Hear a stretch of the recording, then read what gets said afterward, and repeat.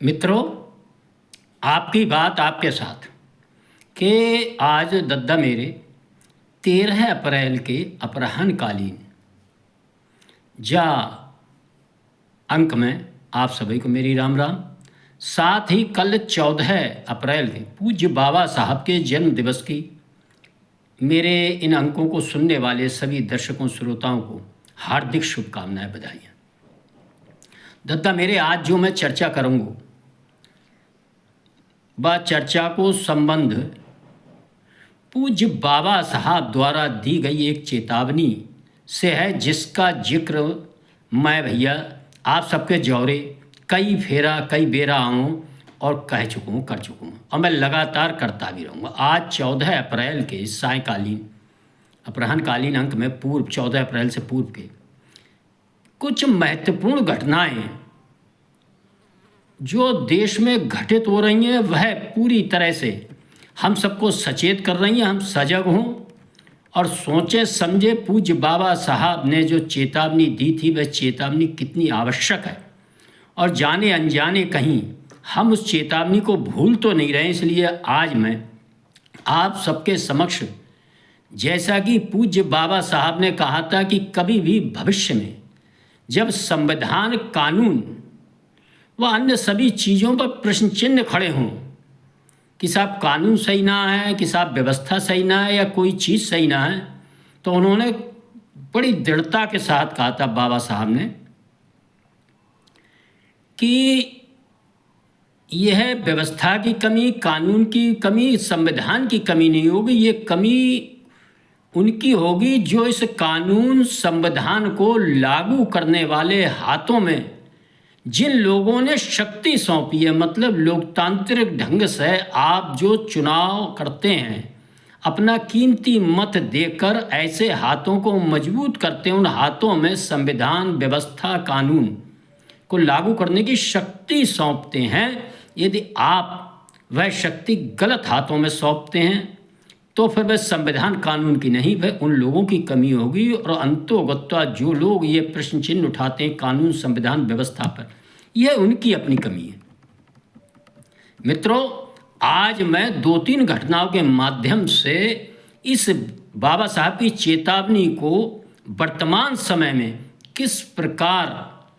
फलीभूत होते हुए आप देखेंगे, महसूस करेंगे, तो आपकी समझ में आएगा। मेरा अनुरोध है कि हम सब कल जब 14 अप्रैल की प्रातःकालीन पूज्य बाबा साहब की मूर्तियों पर, उनके चित्रों पर माल्यार्पण करें और उनका नमन करें, उन्हें वंदन करें, तो एक बार अपने हृदय से ज़रूर पूछें कि ऐसा तो नहीं है कि बाबा साहब की चेतावनी को ध्यान न रखकर हमने भी किसी प्रकार की ऐसी कोई गलती की हो जिससे आने वाले समय में बाबा साहब के सपनों का कहीं हमारे द्वारा तो किए कार्यों से अपमान नहीं हो रहा, या उनके संविधान पर कोई चुनौती व संकट खड़ा हो जाए। मित्रों, अभी 1 अप्रैल 2026 को आप सबने सुना होगा, पश्चिम बंगाल के मालदा जिले के कलियाचक बीडीओ ऑफिस में 7 न्यायिक अधिकारियों ने किस प्रकार ये सीमावर्ती जिला है, बांग्लादेश से लगता हुआ है, और यह बहुत संवेदनशील जिला है क्योंकि इसमें एक आबादी विशेष की संख्या बहुत बड़ी घुसपैठियों के माध्यम से, अन्य माध्यमों से बढ़ चुकी है। किस प्रकार उन लोगों ने कलकत्ता हाईकोर्ट द्वारा नियुक्त एसआईआर के काम में लगे ऐसे 7 न्यायिक अधिकारी, जिनमें 3 महिलाएं भी थीं, उनको किस प्रकार संविधान व कानून व्यवस्था को धत्ता बताते हुए उनका घेराव किया, और 1 घंटा 10-15 मिनट नहीं मित्रों, 8-9 घंटा, और सारी व्यवस्था मूक दर्शक बनी देखी रही। जबकि कलकत्ता हाईकोर्ट के मुख्य न्यायाधीश और भारत के सुप्रीम कोर्ट के मुख्य न्यायाधीश सीजेआई, वह भी लगातार इन सब परिस्थितियों पर नज़र रख रहे थे, लगातार निर्देश जारी कर रहे थे। लेकिन आप सब देखें कि वहाँ की जो कार्यपालिका है, जो न्यायपालिका के लिए व्यवस्था बनाने का काम करती है, सुरक्षा और संवर्धन करने का काम करती है, वह किस प्रकार पंगु स्थिति में थी। जानबूझकर किस प्रकार बाबा साहब के बनाए कानून को लागू करने वाले ऐसे न्यायिक अधिकारियों के प्राणों पर संकट खड़ा हो गया था, व्यवस्था पर संकट खड़ा होगा, ये हम सब देखेंगे तो हमें समझ में आएगा वह कौन लोग थे। और इस प्रकार की घटना का जिस प्रकार देश के विभिन्न राजनीतिक दलों, खासतौर से दलित वर्ग के जो संगठन हैं, जो अपने को बाबा साहब और संविधान का रक्षक बताने का समय समय पर आप काम करने का दम्भ भरते हैं, किस प्रकार वह सब इस घटना पर मौन रहे, इसके खतरनाक क्या परिणाम हो सकते हैं, इन पर वह मौन है। ये सब मनन चिंतन मित्रों हम सबको करना चाहिए था। इस मामले में सुप्रीम कोर्ट चीफ जस्टिस ने जिस प्रकार का कड़ा रुख अपनाया है और सरकार को निर्देश दिया है CBI या NIA से इसकी जांच कराई जाए, और इस प्रकार की ये क्या हुई थी, यह अगर हम सबको समझ में आएगी तो लगातार चुनाव दर चुनाव लंबे समय से उस प्रदेश के अंदर कहीं ना कहीं बाबा साहब का नमन करने वाले, वंदन करने वाले लोगों ने एक बाबा साहब की चेतावनी को ध्यान नहीं दिया और ऐसे हाथों में वह व्यवस्था सौंपने का अपने कीमती मत के द्वारा काम किया है, जिससे आज उस प्रदेश के अंदर बाबा साहब के संविधान को तरह तरह की चुनौतियां खड़ी होती जाती हैं। आप सब देख रहे होंगे मित्रों, इस देश के अंदर एक ऐसा बहुत बड़ा वर्ग अपनी आबादी के आधार पर, अपनी सोच के आधार पर, विभिन्न जगहों पर अपने बहुमत के आधार पर खड़ा हो गया और वो बाबा साहब के समकक्ष अपना एक शरिया कानून लागू करने का उसका सपना जो है उसको लेकर वह आगे बढ़ता है। और विभिन्न इस देश के विभिन्न पॉकेट्स में, विभिन्न हिस्सों में, वह चाहे केरल हो सकता है, वह चाहे पश्चिमी उत्तर प्रदेश के कुछ हिस्से हो सकते हैं, पश्चिम बंगाल के हिस्से हो सकते हैं, इनमें उन्होंने इस प्रकार की शरिया अदालतों के माध्यम से अपने कुछ व्यवस्थाओं को उनके बीच जाकर अपनाने का जो एक चलन शुरू किया है, ये बहुत खतरनाक चलन है। एक देश एक विधान और एक संविधान के अलग दूसरा कोई विधान और संविधान, ये एक बहुत खतरनाक चलन शुरू हो चुका है मित्रों। लेकिन आप देखेंगे कि आपके वोटों के ठेकेदार, बात बात पर संविधान और आरक्षण की दुहाई देने वाले लोग, ऐसे राजनीतिक दल किस प्रकार मौन होकर ऐसी व्यवस्थाओं की बात आपके समक्ष नहीं करते। मित्रों, आप सब देखेंगे इस प्रकार के लोग किस प्रकार बाबा साहब की वोटों के लिए बाबा साहब की मूर्ति पर भी माला चढ़ाएंगे और उनका सम्मान करते हुए नजर आएंगे। लेकिन जब इस प्रकार के उनके वोट बैंक के कुछ लोग क्षेत्र विशेष में बाबा साहब के संविधान के सामने, व्यवस्था के सामने, कानून के सामने और उन लोगों की सरकार में होते हुए इस प्रकार चुनौती पेश करते हैं, वह आपने पिछले समयों में देखा होगा। उत्तर प्रदेश हो व चाहे कोई हो, जम्मू कश्मीर के अंदर किस प्रकार धारा 370 के माध्यम से बाबा साहब के संविधान को पंगु बनाने वाले लोग आज किस प्रकार संविधान की पुस्तिका लेकर गली गली, गलियारे गलियारे घूम रहे हैं। इनकी इन प्रयासों को हम सबको समझना चाहिए। और ऐसे मैं दूसरा उदाहरण आपके समक्ष और देना चाहूँगा, और वह उदाहरण देने से पहले मेरा अनुरोध है, यदि इस प्रकार के अंक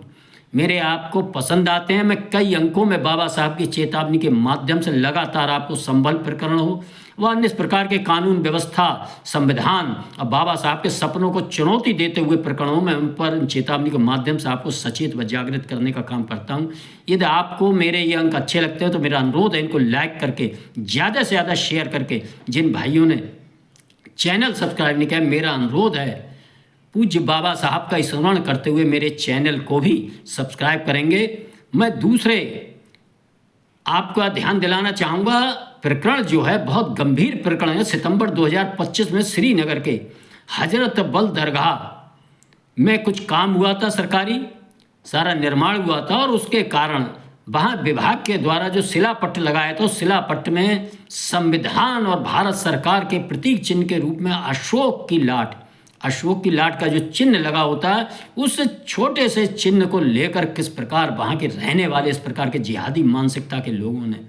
एक बवाल खड़ा करा था और उस अशोक के चिन्ह, अशोक की लाट को खुरचने का, खुरच कर क्षतिग्रस्त करने का प्रयास किया था। उस प्रकरण पर जिस प्रकार मैं पिछले एक अंक में मैंने आपको बताया था किस प्रकार वह विभिन्न राजनीतिक दलों, देश के अंदर जिस प्रकार की प्रतिक्रिया और इसका विरोध होना चाहिए, किस प्रकार का आपने एक मौन देखा था सोशल मीडिया पर, जिस प्रकार की चर्चा पर डिबेट होना चाहिए थी, वह जानकारी देश की अधिसंख्य जनता को संभवतः नहीं हुई थी। और इस पर चुप्पी जो खास तौर से संविधान और जो दलित संगठन हैं उनकी इस पर खतरनाक चुप्पी बहुत गंभीर परिणामों की ओर इशारा कर रही है। मित्रों, हम सब समझें, खास तौर से जो 14 अप्रैल को केवल एक कर्मकांड के रूप में पूज्य बाबा साहब की मूर्ति पर माल्यार्पण कर अपने कर्तव्यों को इतिश्री समझते हैं और समझते हैं बाबा साहब के संविधान, बाबा साहब के प्रति हमने सच्ची श्रद्धा व्यक्त कर दी। मेरा अनुरोध है वह देखें और महसूस करें कि कैसे धीरे धीरे इस देश के अंदर एक ऐसा वर्ग सपना लिए अब तो खुलकर वो कहने लगे हैं कि हमको इस प्रकार का संविधान नहीं, हमको उस प्रकार का संविधान चाहिए। और इन लोगों को समर्थन करने वाले लोगों को जब आप देखेंगे तो इन लोगों को मजबूत करने का काम कहीं ना कहीं गाय गवाय जाति वर्ग व अन्य छोटे मोटे ऐसे मुद्दे आप देखेंगे। प्रधानी के चुनाव से लेकर विधानसभा लोकसभा के चुनाव में इस प्रकार के लोगों के झांसे में आकर और अपना कीमती मत अब निजी लाभ के हित में धन लेकर, कुछ नशीली वस्तुएं लेकर व अन्य इस प्रकार के झूठे आडंबरों में पड़कर जो देते हैं और ऐसे हाथों में बाबा साहब के संविधान को लागू करने का सौंपने का जो काम करते आते हैं, मित्रों इसके बहुत बड़े दोषी हमें ये बाबा साहब ने चेतावनी दी थी। और इसका एक ही मार्ग है कि हम सुधरेंगे, जग सुधरेगा। जिस प्रकार मित्रों कल 14 अप्रैल को मेरा आप सभी से अनुरोध है, आपके चरणों में नमन बंदन करते हो कि हम सब पूज्य बाबा साहब की सपनों का अपमान करने वाले लोगों को पहचाने, अपमान करते संविधान पर प्रश्न चिन्ह खड़े करते ऐसे प्रकरणों पर चुप्पी रखने वाले, वह चाहे हमारे अपने ही क्यों ना हों, और इन सारे प्रकरणों को समझें, महसूस करें और कल बाबा साहब के प्रतिमा के सामने माल्यार्पण करते मन ही मन टटोलें कि हमने तो कभी अपना कीमती मतदान इस प्रकार के प्रलोभनों में पड़कर, इस प्रकार के आडंबरों में पड़कर उसका दुरुपयोग कर ऐसे हाथों में तो अपना मतदान कर ऐसे हाथों को तो मजबूत नहीं किया है जो हमारे पंचायत से लेकर विधानसभा से लेकर लोकसभा तक बाबा साहब के संविधान की धज्जियां उड़ाने वाले लोग, उनके कानून को सड़क से लेकर हर जगह तोड़ने वाले लोगों को मजबूत तो नहीं किया। कल मेरा अनुरोध है हम सब मनन चिंतन करते हुए ये संकल्प लें कि छोटा चुनाव हो बड़ा चुनाव हो, वोट देते समय बाबा साहब की चेतावनी को याद रखकर और यह संकल्प कि इस देश के अंदर बहुत बड़ा वर्ग, उस वर्ग को समर्थन करने वाले विभिन्न राजनीतिक दल जो दलितों के हितैषी, सनातन के हितैषी व अन्य सभी प्रकार के हितैषी होने का ढोंग करते हैं, किस प्रकार बाबा साहब के संविधान पर एक और संविधान ला देने का सपना देखने वालों को मजबूत करते जा रहे हैं। और कहीं ना कहीं बाबा साहब की चेतावनी पर ध्यान न देकर हम भी जाने अनजाने में उन्हीं हाथों को मजबूत कर बैठते हैं। मेरा अनुरोध है हम सब इस विषय को समझें, मनन करें और पूज्य बाबा साहब के चरणों में नमन बंदन करते हुए मेरा अनुरोध है कि कल हम सब इस विषय पर ज़्यादा से ज़्यादा चर्चा करेंगे और लोगों को जानकारी देंगे। आप सबने यह सुना, इसके लिए धन्यवाद। मेरा अनुरोध है कि लाइक करें, शेयर करें, चैनल को सब्सक्राइब करें। जय श्री राम, जय श्री वाल्मीकि भगवान, भारत माता की जय।